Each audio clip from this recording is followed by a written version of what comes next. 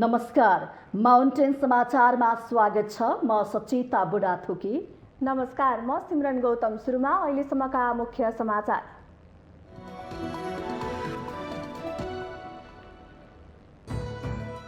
नयाँ संविधानको परिकल्पना अनुसार राज्य सत्ता चल्न सकेन। संवैधानिक व्यवस्थामाथि भइरहेको प्रहारप्रति जनता असन्तुष्ट। संविधानलाई सर्वस्वीकार्य बनाउनु पर्ने कानुन मन्त्री कार्कीको भनाई। संसदमा गतिरोध उत्पन्न भएकोले महत्त्वपूर्ण अध्यादेशहरू जारी गर्न नसकेको उल्लेख। संविधान सर्वस्वीकार्य भएको नेकपा एमालेका अध्यक्ष ओलीको भनाई। संविधानमा मतभेद कायम नै छ भन्नेहरूले नै जनतालाई धोका दिएको उल्लेख। सबै प्रदेशको प्रहरी संगठन हुनुपर्ने कांग्रेस नेता निधिको भनाई। टोलको अधिकार सिंहदरबारबाट सम्पादन गर्ने मानसिकता त्याग्नुपर्नेमा जोड। काठमाडौँ उपत्यकामा विशेष महत्त्वका साथ मनाइने इन्द्रजात्रा मनाइयो। राष्ट्रपति र प्रधानमन्त्रीद्वारा जीवित देवीका रूपमा मानिने कुमारीको दर्शन। तालिबान सत्तामा आएपछि अफगान विद्यालयमा छात्रालाई पढ्न निषेध। विद्यालयमा छात्र र पुरुष शिक्षकहरूलाई मात्र अनुमति। र आइसिसी विश्वकप क्रिकेट लिग 2 अन्तर्गतको त्रिकोणात्मक एकदिवसीय खेलमा नेपालको जित। नेपालले घरेलु टोली ओमानलाई 7 विकेटले हरायो।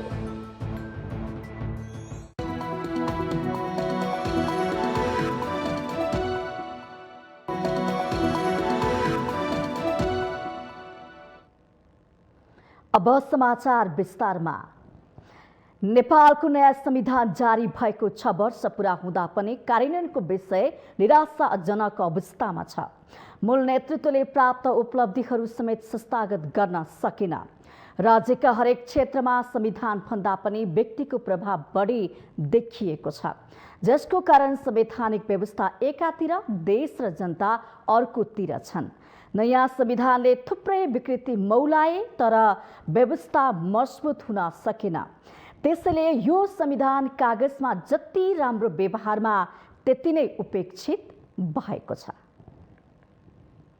सर्वाधिक महँगो संविधान नेपालको नयाँ संविधान 2072ले परिकल्पना गरेको राज्य व्यवस्था कस्तो छ त पुनः चर्चा गर्ने बेला भएको छ। नेपाली जनताले संविधान सभाबाट नै संविधान जारी गर्ने सपना देखेको 6.5 दशकपछि नेपालको नयाँ संविधान 2072 जारी भएको आइतबार 6 वर्ष पूरा भएर 7औं वर्षमा प्रवेश गरेको छ। त्यसैले प्रत्येक वर्ष असोज 3 गते नेपालका लागि ऐतिहासिक दिन मानिन्छ।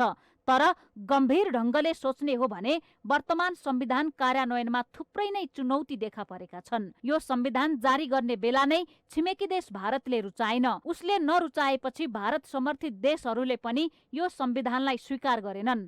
त्यसमाथि नेपालमा राजनीति गर्ने तर भारतको उद्देश्य बोक्ने शक्तिहरूले नेपालको नयाँ संविधान जारी भए लगत्तै संविधान नै जलाउने काम गरे। उनीहरूले अहिलेसम्म असोज 3 गतेलाई कालो दिवसका रूपमा मनाउँदै आएका छन्। हामीले संविधान जारी हुनुलाई नै सबैभन्दा ठूलो उपलब्धि मान्दा त्यही संविधानमाथि भइरहेको अनेक प्रहारले देश आज पनि गन्जागोल अवस्थामा पुगेको छ। संविधान जारी भएको आधा दशक पुगिसक्यो, तर यस अवधिमा पनि देश र जनता कठिन यात्राबाट गुज्रन बाध्य छन्। देश संघीय लोकतान्त्रिक गणतन्त्रात्मक शासन व्यवस्थामा छ, तर राज्यका हरेक क्षेत्रमा एकपछि अर्को गर्दै उथुलपुथुल भइरहेको छ। संविधानमा भएका व्यवस्थाको मूल नेतृत्वबाटै धज्जी उडाउने काम भइरहेको छ। संविधानलाई नेताहरूले आफू अनुकूल व्याख्या गर्दै पटक पटक चिथोर्ने काम गरिरहेका छन्, जसबाट सिङ्गो मुलुक प्रताडित हुन पुगेको छ। नयाँ संविधानले नै मुलुकलाई हिन्दू राष्ट्रबाट धर्मनिरपेक्ष राष्ट्र बनाएको छ, तर हिजो एक आपसमा भाइचाराको सम्बन्ध गाँसेर बसेका विभिन्न धर्मावलम्बीहरू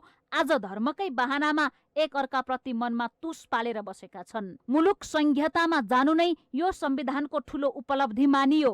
दुर्भाग्यवश संघीयता समेत अमुक नेताको पन्जामा छ। सीमित राजनीतिक दल र तिनका नेताहरूलाई कमाई खाने माध्यम बाहेक संघीयताको खास अर्थ प्रमाणित हुन सकेको छैन। स्थानीय सरकारले केही आशा लाग्दा काम गरे पनि प्रदेश सरकार भने सत्ता संघर्षको चपेटाबाट मुक्त हुन सकेको छैन। सिंहदरबारको अधिकार गाउँ गाउँसम्म पुग्नु त परै जाओस्, जनताले सिंहदरबारमै पुगेर पनि अधिकार नपाउने अवस्था छ।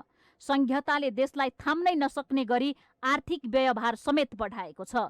यसरी नै संघीयताको कार्यान्वयन भए यो व्यवस्थाले निकट भविष्यमा नै मुलुकलाई कंगाल बनाउने निश्चित छ। आम जनताको भरोसाको केन्द्र मानिने न्यायपालिका समेत राजनीतिक घेराबन्दीमा फसेको छ। हरेक संवैधानिक आयोग नियोगहरूमा दलीय भागबण्डाका आधारमा पदाधिकारी नियुक्त गरिने परिपाटी बसेको छ, जसका कारण असक्षम र विवादित छवि भएका व्यक्तिहरूको हालिमुहाली राज्यका प्रमुख अङ्गमा छ।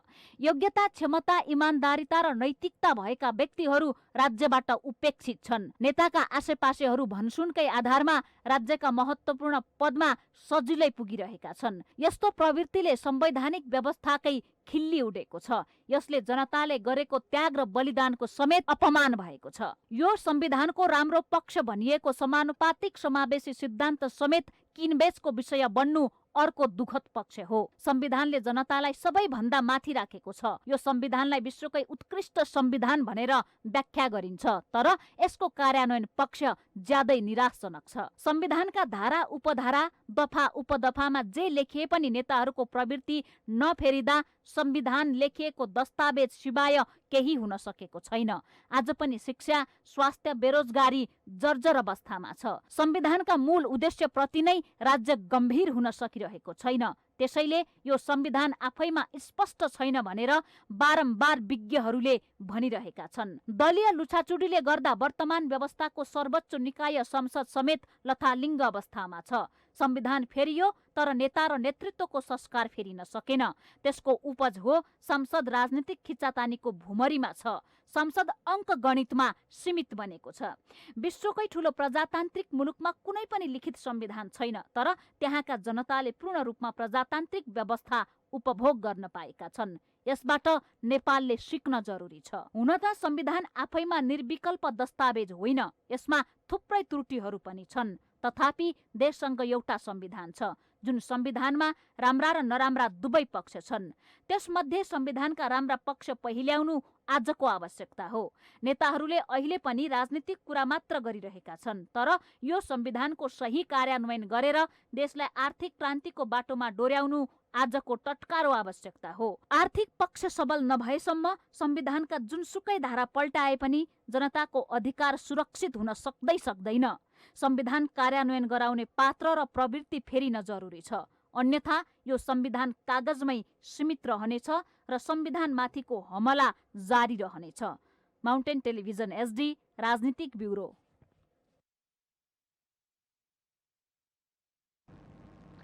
कानून, न्याय तथा संसदीय मामिला मन्त्री ज्ञानेन्द्र बहादुर कार्कीले संविधानलाई सर्वस्वीकार्य बनाए आर्थिक समृद्धिमा अग्रसर हुनुपर्ने बताउनु भएको छ। आइतबार संविधान दिवसको अवसरमा आयोजित एक कार्यक्रममा बोल्दै मन्त्री कार्कीले संविधान गतिशील दस्तावेज भएको उल्लेख गर्दै संविधानलाई समयानुकूल परिमार्जन गर्दै राजनीतिक स्थिरता र आर्थिक समृद्धिको निम्ति अग्रसर हुनुपर्ने बताउनु भएको हो। उहाँले आगामी पुस्तालाई समृद्धिको यात्रामा अघि बढाउनको निम्ति सबैको इमानदार प्रयत्न हुनुपर्ने बताउनुभयो। अगाडि बढ्न सकोस् त्यसका निमित्त हामी सबैको इमानदार प्रयत्न हुनुपर्छ। मन्त्री कार्कीले संसदमा गतिरोध उत्पन्न भएका कारण सरकारले महत्त्वपूर्ण अध्यादेशहरू जारी गर्न नसकेको बताउनुभयो। उहाँले आगामी दिनमा संसदको गतिरोध अन्त्य गरेर नयाँ कानुनहरू निर्माण गर्ने दिशामा संसद अग्रसर हुने विश्वास पनि व्यक्त गर्नुभयो।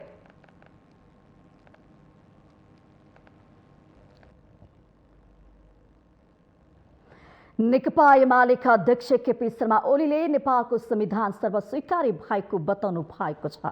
आइतबार 7औं संविधान दिवस तथा राष्ट्रिय दिवसको अवसरमा नेकपा एमाले आयोजना गरेको कार्यक्रममा बोल्दै अध्यक्ष ओलीले नेपालको संविधान सर्वस्वीकार्य भएको बताउनु भएको हो। संविधान जारी गर्दा ताका केही मतभेद भएको भए पनि अहिलेको अवस्थामा संविधान सर्वस्वीकार्य बनेको उहाँको भनाइ छ। मधेस केन्द्रीय दलहरूप्रति लक्षित गर्दै उहाँले नेपालको संविधानको निष्ठा र वफादारीताको साथ शपथ खाई लाभको पदमा पुग्ने र संविधानमा मतभेद कायमी छ भन्ने दोहोरो नीति जनतालाई धोका दिने कुरा मात्रै भएको उहाँले बताउनुभयो। त्यसलाई जनताको जीवनसँग, विकास निर्माणसँग, विद्युतसँग, खानेपानीसँग, बाटासँग, पुलसँग, हवाई मैदानसँग, विद्यालयसँग, शिक्षासँग, स्वास्थ्यसँग, अस्पतालसँग त्यहाँनेरि प्रतिबिम्बित अध्यक्ष ओलीले एमाले फुटाउनको लागि असंवैधानिक अलोकतान्त्रिक र गैर कानुनी क्रियाकलाप भएको भन्दै संविधानको रक्षा र कार्यान्वयनको लागि यस्ता क्रियाकलापले बाधा सिर्जना गर्ने बताउनु भएको छ। उहाँले सर्वोच्च अदालतप्रति लक्षित गर्दै संविधानको व्याख्याको नाममा संशोधन गरेको पनि आरोप लगाउनु भएको छ। बहस गर्नेहरू सम्मानित, जे पाए त्यही बोल्नेहरू सम्मानित। 2-4 जना छुटेको जस्तो लाग्यो मलाई, नाम भन्दैन। तिनलाई किन छोड्या होला? मुद्दा जिताइदिने, हराइदिने, कता तराजु पल्टे फर्काइदिने। तराजु पनि गजब रहेछ क्या। आँखापट्टि बाँधे हुन्छ श्रीमानहरूले, छाम्दा त थाहा पाइन्छ नि तराजु, हात बाँधे आउँदैन क्या। साथै उहाँले सरकारले संविधान दिवसको अवसरमा दिइने विभूषणहरू नेताका आफ्नो परिवार र नातागोता भित्रका मानिसहरूलाई दिएको भन्दै तीखो आलोचना गर्नु भएको छ। संविधान दिवसको दिन शहीदका आमा बुवा, शहीदका सन्तान घाइतेहरूले तकमा पाउनुपर्नेमा नेताका श्रीमती र बुबाले तकमा पाउनु विडम्बना भएको टिप्पणी गर्नुभयो। भएको अनुभूति गर्न पाउनुपर्ने, गर्व गर्नुपर्ने, बालाई सम्मान, श्रीमतीलाई सम्मान। अघिल्लो पल्टको पनि म सम्झिन चाहन्छु। एकजनाको छोरालाई सम्मान, सुपुत्रलाई सम्मान, अर्कोको सुपुत्रलाई सम्मान, अर्कोको सुपुत्रीलाई सम्मान, अर्कोको छोरो महान समाजसेवी, अर्काको छोरी महान समाजसेवी, अर्काको सुपुत्र अर्को महान समाजसेवी। कस्तो विडम्बना यस देशको। अध्यक्ष ओलीले नयाँ संविधान बनेपछि राजनीतिक परिवर्तनको लागि सङ्घर्ष गर्नुपर्ने दिनको अन्त्य भएको उल्लेख गर्नुभयो। नेपालको परिवर्तनको लागि अब हिंसा आवश्यक र स्वीकार्य छैन भन्ने स्पष्ट पारेको पनि उहाँको भनाइ छ।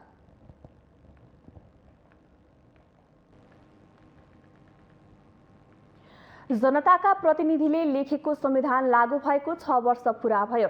जब संविधान सभाबाट संविधान बन्यो, आम जनताले गणतन्त्र, संघीयता र राजनीतिक स्थायित्वसँगै सबै नागरिकले समान अधिकारको आशा गरेका थिए। तर त्यो आम जनतामा देखिएको आशा राजनीतिक दलले देखाउन सकेनन्, जसका कारण 6 वर्ष पूरा भइसक्दा समेत संविधानभित्रका अधिकार फेरि खोसिन हुन् कि भन्ने त्रास देखिन थालेको छ। यसको मूल कारण सत्ता स्वार्थको दलीय खिचलो र संस्कार बिनाको राजनीति नै रहेको ठम्ब्याउन थालिएको छ।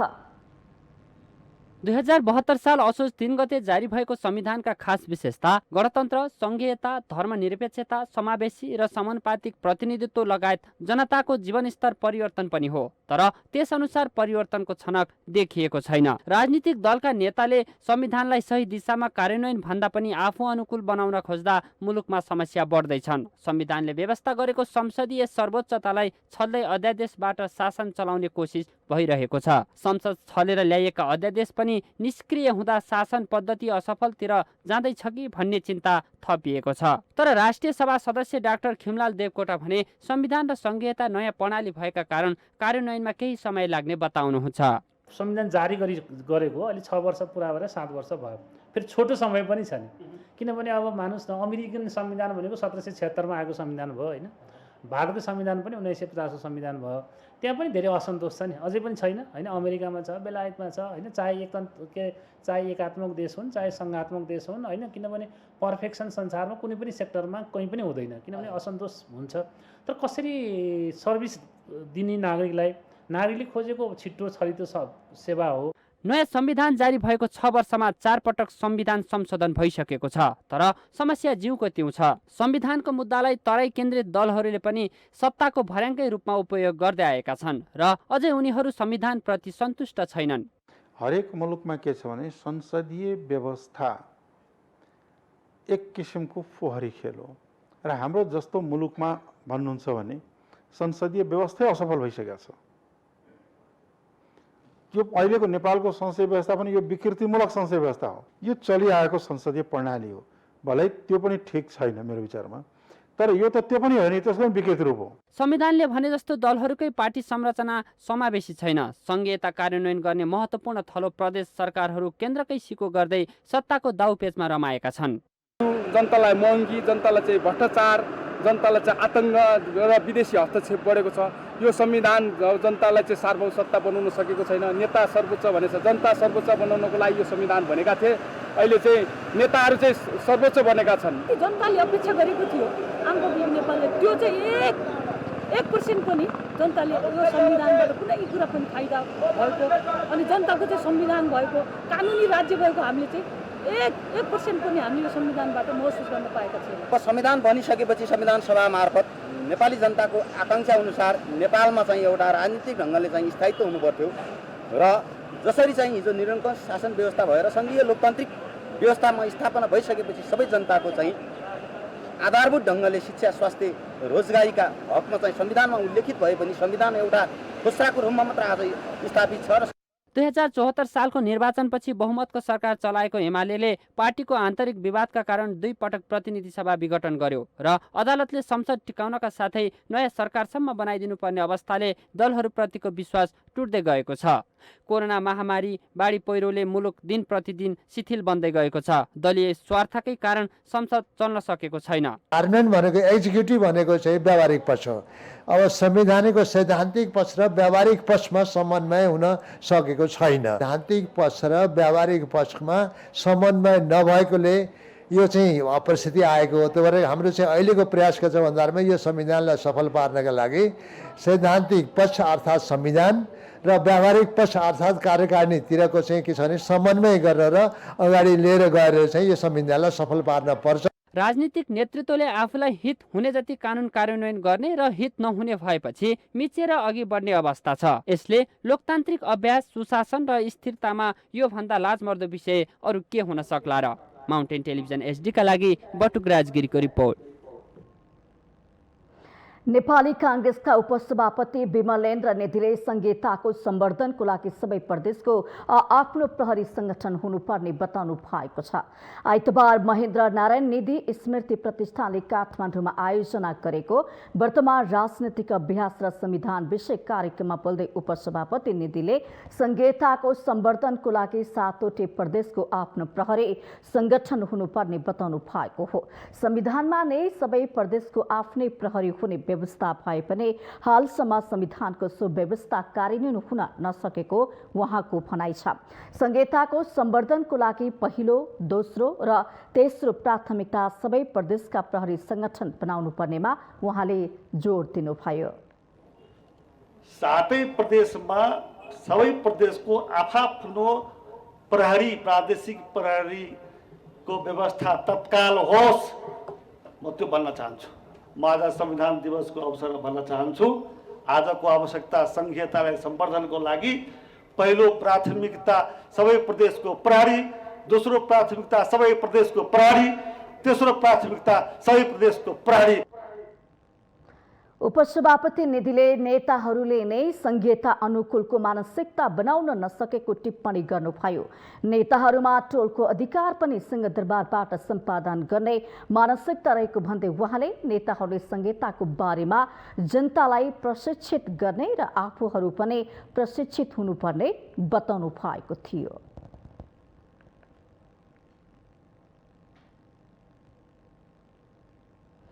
माउन्टेन समाचारमा पालो भएको छ विश्रामको।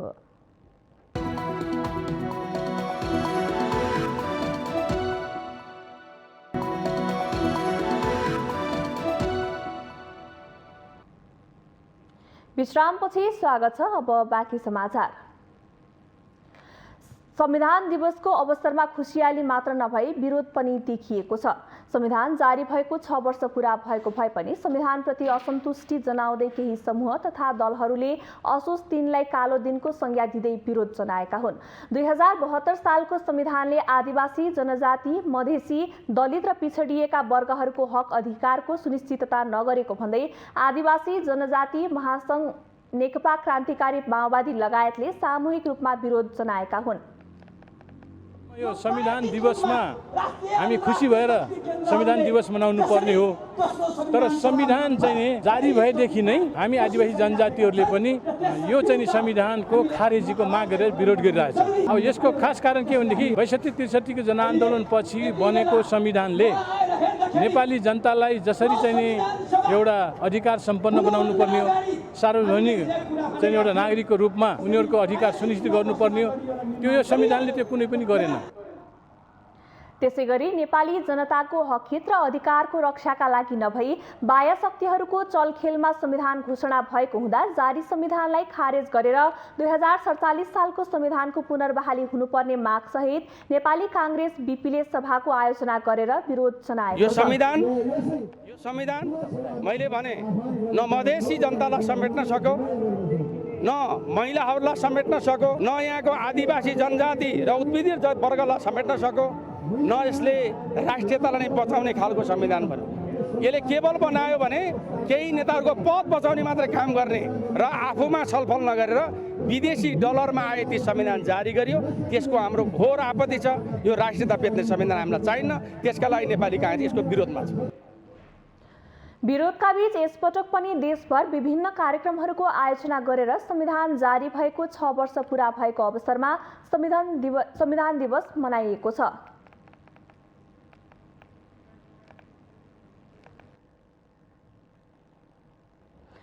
कुनै पनि किसिमका सम्मानले व्यक्तिको कार्यशैली मात्रै होइन, कार्यकुशलतासम्म वृद्धि हुनका साथै मानसिकताको विकास गर्न महत्त्वपूर्ण भूमिका खेल्छ। अझ राज्यबाट पाउने सम्मानले त एक व्यक्तिले जीवनमा गरेका असल कामको पूर्ण मूल्याङ्कन भएको महसुस गर्छ नै।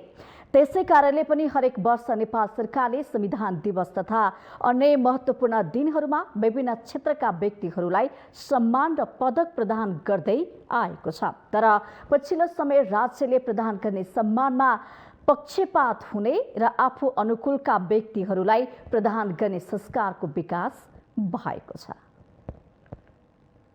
नेपाली जनताले चाहे अनुसारको संविधान निर्माण भएको 6 वर्ष पूरा भएको छ। संविधान दिवसको अवसरमा नेपालीहरूले आफ्नो स्थानबाट खुसियाली मनाइरहेका छन् भने कसैले कालो दिनको रूपमा यसलाई लिएका छन्। संविधान दिवसको अवसर पारेर देश र समाजका लागि योगदान गरेका विभिन्न क्षेत्रका व्यक्तिहरूलाई पदक दिइनेछ। 900 भन्दा बढी व्यक्तिहरू दिवसको अवसरमा विभिन्न मान पदवी, अलङ्कार र विभूषणबाट विभूषितको सूचीमा अटाएका छन्। निष्पक्ष हिसाबले सम्मान गरिनु एउटा व्यक्तिका निम्ति ऊर्जा मिल्छ, त्यसमा कसैले दुई मत राख्न सक्दैनन्।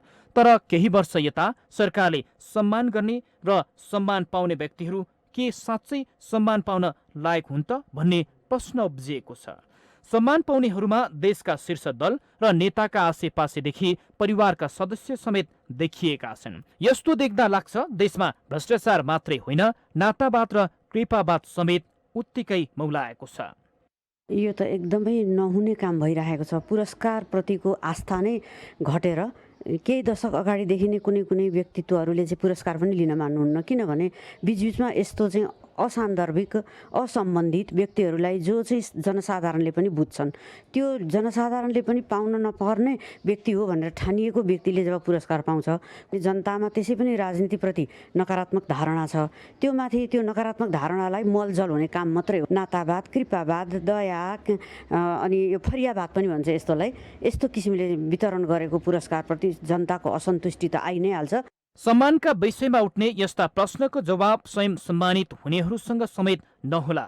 राज्य निष्पक्ष हुनुपर्छ र यसले सबैलाई समान दृष्टिकोणले हेर्नुपर्छ। देश र समाजका लागि अहोरात्र खटिएका व्यक्तिहरू सम्मानित हुनुपर्छ। उनीहरूको नाम सिफारिस हुनुपर्छ, जसले परिवर्तनको हरेक पाटोमा अझै हौसला र प्रेरणाका साथ काम गर्ने मौका मिल्नेछ। सम्मान आफैमा असल र कामको प्रतिफल हो, तर विवादित र पक्षपाती कदापि हुन नहुने र राष्ट्रका लागि अमूल्य योगदान पुर्याउने व्यक्तिहरूलाई विभूषण प्रदान गर्नुपर्ने भए तापनि पछिल्लो समय असान्दर्भिक व्यक्तिहरूले विभूषण पाउन थालेपछि पुरस्कारप्रतिको आस्था नै घटेको संस्कृतिविद निर्मला पोखरेलको भनाइ छ। राष्ट्र सेवकले जहिले पनि जतिजना भए पनि पुरस्कार पाउनु उचित छ, तर के भनेदेखि आफन्तहरूलाई भेला गरेर ठुलो जत्था बनाएर तिनीहरूलाई पुरस्कार वितरण गर्नुले चाहिँ पुरस्कारको गरिमालाई ओझेलमा बनायो, पुरस्कारको गरिमालाई बढाउनुको सट्टो घटायो। जो चाहिँ साँच्चै राष्ट्रको लागि सेवा गरिरहेछन् उनीहरूलाई गौरव अनुभूति हुने अवसर दिएन राष्ट्रले। सरकारले प्रदान गर्ने महत्त्वपूर्ण पदक र राष्ट्रको गौरवसँग जोडिएको विषयलाई नेपालका राजनीतिक दल शीर्षस्थ नेताहरूले आफ्ना र आफू निकटकालाई सिफारिस गर्नुले असल नेपाली र साँचो योगदान गर्नेहरूको मन अमिलो बन्छ। त्यसैले राज्यले यस्ता संवेदनशील कुरामा ध्यान दिँदै आगामी दिनमा देश र समाजका लागि योगदान पुर्याएका व्यक्तिलाई सम्मान गर्दा यसको महत्त्व अझै बढ्ने देखिन्छ। माउन्टेन टेलिभिजन एचडीका लागि पुष्पश्री कार्की, काठमाडौँ। काठमाडौँ उपत्यका र आसपासका जिल्लामा विशेष महत्त्वका साथ मनाइने इन्द्रजात्रा पर्व यो पटक पनि हर्षोल्लासका साथ मनाइएको छ। इन्द्रजात्रा पर्वमा राष्ट्रपति विद्यादेवी भण्डारी, प्रधानमन्त्री शेरबहादुर देउवा लगायतका विशिष्ट व्यक्तित्वहरूले हनुमानढोका स्थित गद्दी बैठकमा जीवित देवीका रूपमा मानिने कुमारी गणेश र भैरवको रथयात्रा अवलोकन गर्नुभएको थियो। कोरोना महामारीका कारण गत वर्ष मनाउन नपाइएको इन्द्रजात्रा यस वर्ष हर्षोल्लासका साथ मनाउन पाउँदा भक्तजनहरू खुसी भएका छन्। दर्शकबिन हरेक वर्ष जस्तै यस वर्ष पनि वर्षा र सहकालका देवता देवराज इन्द्रको पूजा आराधना गरी मनाइने इन्द्रजात्रा पर्व सम्पन्न भएको छ।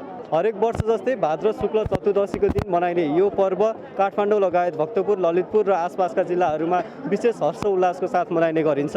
भाद्र शुक्ल द्वादशीका दिन हनुमान ढोका अगाडि धार्मिक विधिपूर्वक इन्द्रध्वजा सहितको लिङ्गो ठडाइएपछि प्रारम्भ भएको इन्द्रजात्रामा विभिन्न प्रकारका नाचगान, रथ यात्रा र देवी देवताको पूजाआजा गरी 8 दिनसम्म मनाउने प्रचलन छ। शत्रु पराजय भएपछि विजय मनाउने पर्वका रूपमा इन्द्रजात्रा मनाउने गरिएको हो।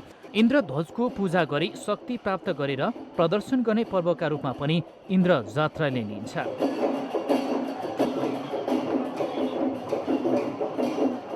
इन्द्रजात्राको दिन मुख्य रूपमा मनाइएको पर्वमा राष्ट्रपति विद्यादेवी भण्डारी, प्रधानमन्त्री शेरबहादुर देउवा, ऊर्जा मन्त्री पम्फा भूषाल लगायत विशिष्ट व्यक्तिहरूबाट हनुमान ढोका स्थित गद्दी बैठकमा जीवित देवीका रूपमा रहेका श्री गणेश, श्री भैरव र श्री कुमारीको रथ यात्रा अवलोकन गरिएको थियो। कोरोना महामारीका कारण पछिल्लो पटक जात्रा मनाउन नपाएका समुदाय यो पटक हर्षोल्लासका साथ इन्द्रजात्रा मनाउन पाउँदा खुसी भएका छन्। परम्पराको जात्रा भनेको त यो गर्नु त पर्ने जात्रा हो। अब पोहोर चाहिँ यो कोरोना भएर चाहिँ हेर्नु पाएन। यसपालि त भव्य जस्तो लाग्यो जस्तो अब भगवानको कृपाले हेर्नु पाएको छ।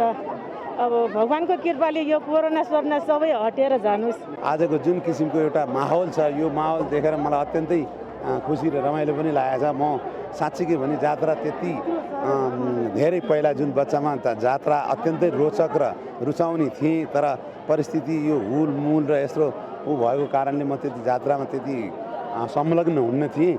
नभए तापनि आज म यत्रो भएर पनि अब यसो हेरौँ न त, आजको माहौल हेरौँ भनेर भन्दाखेरि यो आज जुन किसिमको यो जन समुदायहरू छ, मलाई अत्यन्त खुसी लाग्यो। पहिला पोहोर साल त अब मनाउनै पाएन कोरोनाको कारणले गर्दाखेरि। यसपालि अहिले कोरोना हटेछ, अहिले धेरै नै कम भएको हुनाले, अहिले कोरोनाले गर्दाखेरि कम भएको हुनाले जात्रा रमाइलोसँग मनाउनु पाएको छ, जस अहिले धेरै नै रमाइलो भएको छ। आजदेखि सुरु हुन्छ, 10 दिनसम्म 10 हप्ता देखाउँछन् इन्द्रजात्रा। अब हाम्रो यता हनुमान ढोकातिर पनि देखाउँछन् सबै, होइन? अहिले जस रमाइलो छ। इन्द्रध्वजाको लिङ्गो ठड्याएपछि सुरु भएको जात्राभरि भक्कु नाच, महाकाली नाच, लाखे नाच, 10 अवतार तथा देवराज इन्द्रको वाहन ऐरावत हात्तीको प्रतीकका रूपमा पुलु किसी नाच नचाउने गरिन्छ। त्यसैले यस दिनलाई अनन्त चतुर्दशी पनि भनिन्छ। यो दिन चोखो धागोमा अनन्त मन्त्रण गरी बाँध्नाले वर्षभर शुभ हुन्छ भन्ने विश्वास समेत रहेको छ। इन्द्रजात्राको परम्परा अनुसार इन्द्रजात्रामा तानिएको विभिन्न रथहरू र इन्द्रजात्राको यो रथयात्रा हेर्नका लागि नेपालका विशिष्ट व्यक्तित्वहरू राष्ट्रपति विद्यादेवी भण्डारी र प्रधानमन्त्री शेरबहादुर देउवा पनि उपस्थित हुनुभएको थियो। पोहोर साल कोरोनाको कारणले गर्दाखेरि इन्द्रजात्रा राम्रोसँग मनाउन नपाए पनि यो वर्ष राम्रोसँग इन्द्रजात्रा मनाउन पाउँदाखेरि सर्वसाधारण र भक्तजनहरूले पनि खुसी व्यक्त गरेका छन्। माउन्टेन टेलिभिजन एचडीका लागि क्यामेरामा विक्रम साक्य र निखिल कपालीका साथमा सुजन चालिसे, हनुमान ढोका, काठमाडौँ। माउन्टेन समाचारमा पालो भएको छ विश्रामको।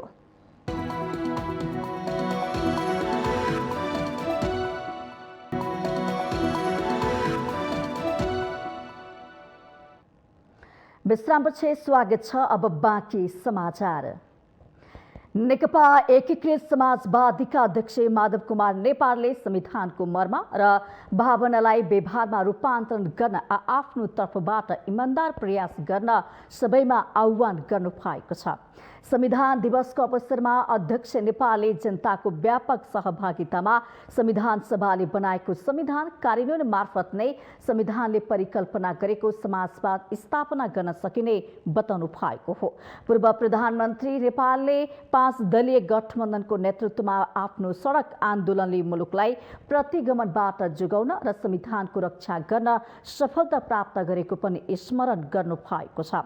सर्वोच्च अदालतको फैसलाबाट संविधान र लोकतन्त्रको रक्षा भएको कुरालाई पनि यस अवसरमा उच्च सम्मानसहित स्मरण गर्नुपर्ने उल्लेख गर्दै स्वतन्त्र र सक्षम न्यायपालिका, लोकतन्त्र, त्यसैगरी लोकतान्त्रिक व्यवस्थापिका र जवाफदेही कार्यपालिकाबाट नागरिकको हित र मुलुकको समृद्धि हासिल गर्न सकिने उहाँको भनाइ छ। प्रतिस्पर्धात्मक बहुदलीय लोकतान्त्रिक शासन प्रणाली नागरिक स्वतन्त्रता, मौलिक अधिकार, मानव अधिकार, बालिग मताधिकार, आवधिक निर्वाचन, पुनः प्रेस स्वतन्त्रता, स्वतन्त्र, निष्पक्ष र सक्षम न्यायपालिका तथा कानुनी राज्यको अवधारणा लगायतका लोकतान्त्रिक मूल्य र मान्यतालाई आत्मसात गर्नु संविधानको उपलब्धि भएको अध्यक्ष नेपालले सन्देशमा उल्लेख गर्नु भएको छ। अध्यक्ष नेपालले संघीय लोकतान्त्रिक गणतन्त्र नेपालको संविधान निर्माणको लागि भएका विभिन्न आन्दोलनको क्रममा अमूल्य जीवन गुमाउनु हुने ज्ञात अज्ञात शहीदप्रति श्रद्धाञ्जली पनि अर्पण गर्नु भएको थियो।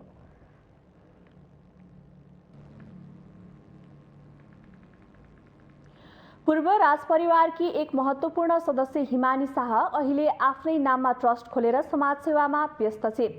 निस्वार्थ भावनाले समाजसेवामा होमिएकै कारण उनी जनतामाझ निकै लोकप्रिय बन्दै गएकी छिन्। राज संस्था फालेर गणतन्त्र ल्याउनेहरू पनि हिमानीको समाजसेवाको चर्चा गर्दै आएका छन्। आम नागरिकसँग पूर्व राज घरानाको दूरी बढ्दै गइरहेका बेला पूर्व युवराज्ञी हिमानी शाह 2 हात जोडेर विनय एवं शालीन मुद्रामा सर्वसाधारण माझ पुगेकै कारण अहिले सर्वप्रिय बन्दै गएकी हुन्। एकातिर राज संस्थाको अवसान, अर्कातिर श्रीमान पारस शाहसँगको बिग्रदो सम्बन्ध। यस्तो विषम परिस्थितिका बीच पनि हिमानी शाह सन्तुलित, सौम्य र सौहार्द देखिइन्, जसले उनको छवि आकर्षक बनाइदिएको छ। उनीप्रति जनताको छुट्टै आकर्षण छ। उनले छुट्टै छवि र छुट्टै पहिचान बनाएकी छिन्। सरल स्वभावकै कारण पनि जनमानसमा उनी प्रिय बन्दै गएकी हुन्। जनताको मन जित्न सफल हिमानी शाहको चर्चा उनको सुन्दरताका कारण पनि हुने गर्छ।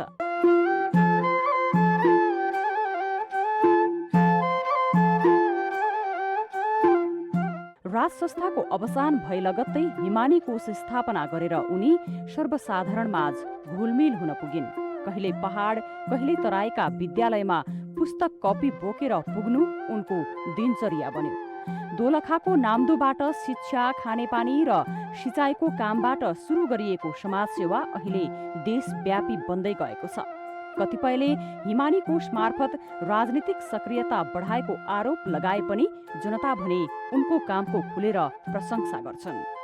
जनतालाई सुख दिनलाई जस्तो पृथ्वीनारायण शाह सरकारको चाहिँ नि बिँडो थाप्दै उहाँले चाहिँ नि जनतालाई सुख, शान्ति र देश धनी भया, जनता धनी भया त देश धनी भया भन्ने पृथ्वीनारायण शाहको महावाणी लिएर अघि बढ्न लाग्नु हुन्थ्यो नि। तर नेताहरूमा त लुछाचुँडी छ नि त। देश बनाउनु छैन, आफ्नो घर मात्रै बनाउनु खोज्छन्। त्यस्तो छ होइन। उहाँहरूले यो देश बनाउला भनेर जसरी लिनुभयो राज संस्था होइन, त्यसरी उहाँले गर्न सक्नु भएन। यो जुन चाहिँ नि राजनीतिक दल, जुन यो बहुदलमा चाहिँ नि यो सबै जनताबाट चाहिँ बिस्तारै हट्दै गएर यहाँ उहाँहरूको विश्वास चाहिँ नि कमी हुँदै गएको अवस्थामा जुन हिमानी सरकारले, जुन राज परिवारले गरेका जुन कामहरू सराहनीय छ। बाढी पहिरो, तपाईँको चाहिँ नि भोकमारी होइन, अब भूकम्प आदि इत्यादि विभिन्न सङ्क्रमण भएको बेला राज्यले केही गर्न नसक्दा नि उहाँहरूले जे जति सक्नुहुन्छ उहाँहरूले आफ्ना हिसाबले जुन काम गर्नुभएको छ यो अति नै सराहनीय र राम्रो छ। हिमानी शाह जहाँ जहाँ पुग्छिन् त्यहाँ सर्वसाधारण जनताको भिड लाग्छ। मिडियाले पनि उनलाई पछ्याइरहेकै हुन्छ।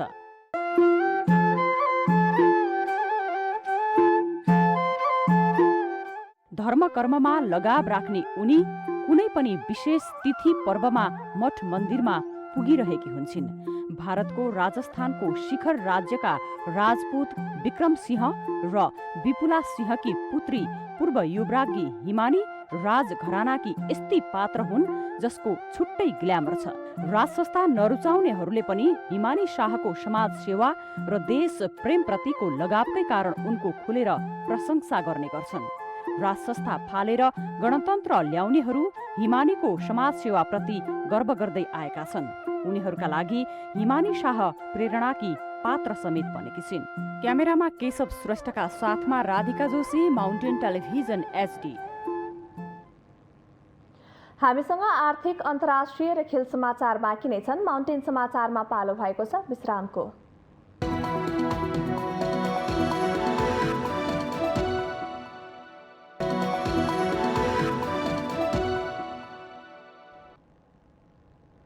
विश्रामपछि स्वागत छ। अब पालो आर्थिक समाचारको।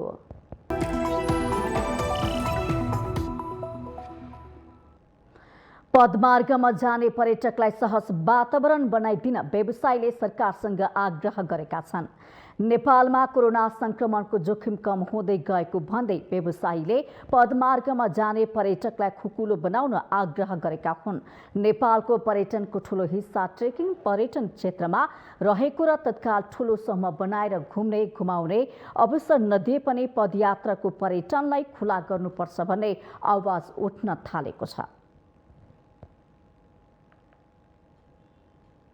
सरकारले चाहिँ अलिकति राहत प्याकेज जस्तो ल्याउनुपर्छ। जस्तो क्वारेन्टाइनको कुरा भयो, जबकि उनीहरू उताबाटै अलरेडी भ्याक्सिनेट भएर आएको हुन्छन् र यहाँ आइसकेपछि उनीहरू त्यो पाँच पनि पिसिआर गरेर आएको हुन्छन् र पिसिआर रिपोर्ट जब नेगेटिभ भएको हुन्छ भने त्यस अवस्थामा त उनीहरूलाई आउन दिनु पऱ्यो नि।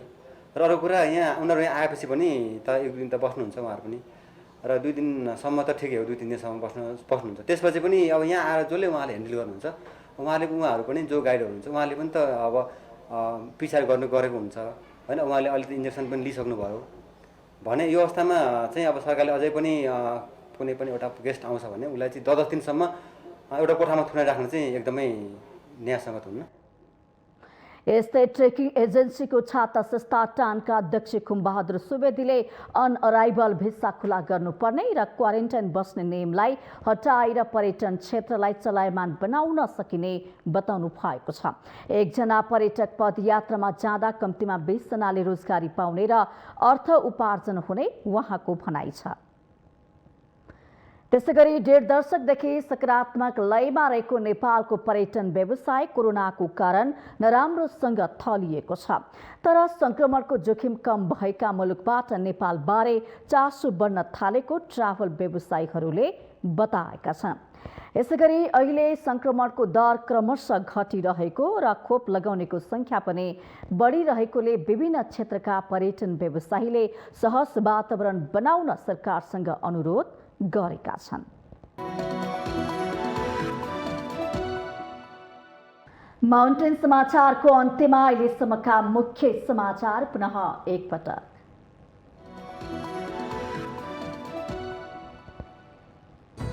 नयाँ संविधानको परिकल्पना अनुसार राज्य सत्ता चल्न सकेन, संवैधानिक व्यवस्थामाथि भइरहेको प्रहारप्रति जनता असन्तुष्ट।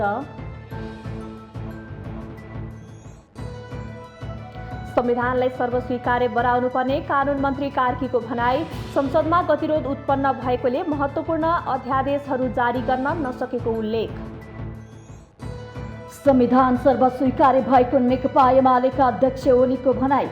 संविधानमा मतभेद कायम नै छ भन्नेहरूले नै जनतालाई धोका दिएको उल्लेख। सबै प्रदेशको प्रहरी संगठन हुनुपर्ने कांग्रेस नेता निधिको भनाई। टोलको अधिकार सिंहदरबारबाट सम्पादन गर्ने मानसिकता त्याग्नुपर्नेमा जोड। काठमाडौँ उपत्यकामा विशेष महत्त्वको साथ मनाइने इन्द्र जात्रा मनाइयो। राष्ट्रपति र प्रधानमन्त्रीद्वारा जीवित देवीका रूपमा मानिने कुमारीको दर्शन। तालिबान सत्तामा आएपछि अफगान विद्यालयमा छात्रालाई पढ्न निषेध। विद्यालयमा छात्र र पुरुष शिक्षकहरूलाई मात्र अनुमति। र आइसिसी विश्वकप क्रिकेट लिग 2 अन्तर्गतको त्रिकोणात्मक एक दिवसीय खेलमा नेपालको जित। नेपालले घरेलु टोली ओमानलाई 7 विकेटले हरायो।